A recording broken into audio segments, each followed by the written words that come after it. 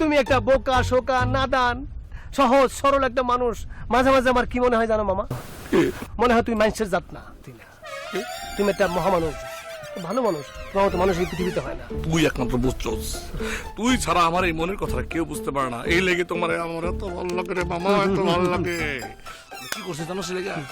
আব্বারে মনে করে ঘরে আটকাইয়া তালে দায় থুইয়া তারপর 3 দিনে লেগে চলে আসছি। খুব ফাইন হয়েছে। এখন আর আমরা দুজন মিল্লা ফুর্তি করম, আকাশ করম, কিরম টিরম, কেউ কিছু বলতে হবে না।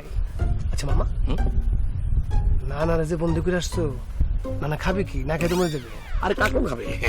কাকরোল খাবেন?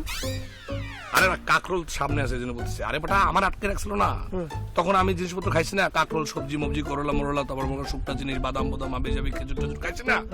আব্বা সেগুলো খাবার সুবিধা কি? তাহলে আমাদের জীবন এখন উড়ন্ত পাখির মতো আমরা ছুটে বেড়াবো, উড়ে বেড়াবো,